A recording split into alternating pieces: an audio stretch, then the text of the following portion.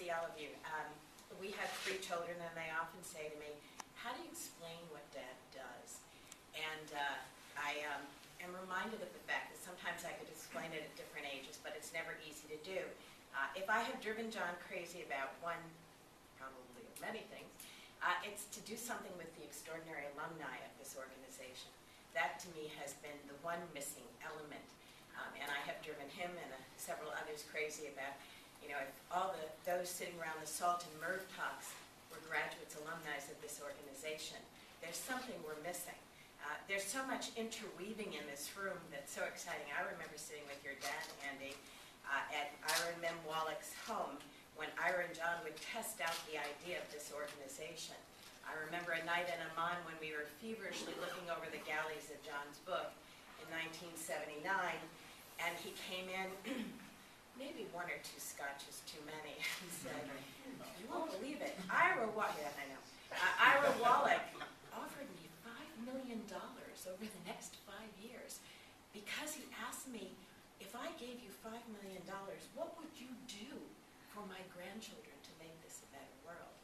And that was in a Chinese restaurant in Amman, Jordan, which is on Rainbow Street and still exists today. It's an extraordinary gift, and if I had to say to the kids today, what did your dad do? I think it exists in this room and all those who aren't here, which is the extraordinary network, the gift of you giving back. One of my favorite movies in the world is a very small movie called Pay It Forward. So if I do something for Jackie, Jackie will pay it forward to others. And if I had to give you a tagline, it would be Pay It Forward, because I think this extraordinary organization has done that. But if I'm most proud and said to the kids, what has your dad done, it would be this. And I had a very unexpected alumni experience tonight. As you know, our kids are all from different parts of the world. We have our own UN. Mahmoud Labadi, who's traveled from Ramallah, was in Beirut in 1980 and was instrumental in the asking for our oldest, who worked at the Institute for a period of time. And today Mahmoud and I work in the West Bank on a program called the Middle East Children's Institute. And along came Kasia Zukowska, who drove me from Warsaw to Białystok every time I needed to go to court or to adoption, who translated for me in the adoption of Jessica and Jeffrey. So this is unexpected to see both of them and have them meet one another. So not only was I part of the birthing team for this organization, I have my birthing team here as well.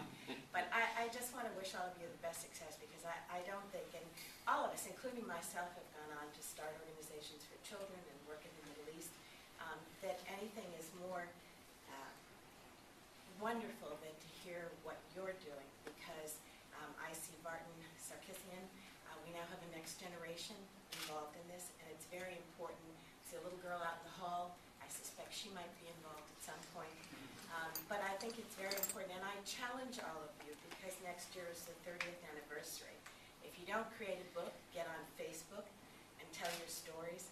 I challenge the IT group, just another challenge you need, to open up some place to record your stories within the Institute, because telling your story will encourage others. And John, there are many things that I'm very proud of you for, but I think today, if I had to say what is the greatest gift, it's what I heard here, and 10 times over is multiplied. So for me, having been around for so many years, I don't know which is more difficult, facing our oldest turning 30 or the organization turning 30. I can tell you which I think is more difficult. But I'm really proud to be affiliated and associated with it. And John, your real benchmark and hallmark is not just what you've accomplished. From the day Stephen came to our deck with Lisa and interviewed, and I remember saying, grab that guy. I'm glad you did. But it's really this, and it's the multiplied effect that's out there. And I know everyone is very proud of you, but I'd just like, on behalf of the Mroz family, having sort of been the Danforth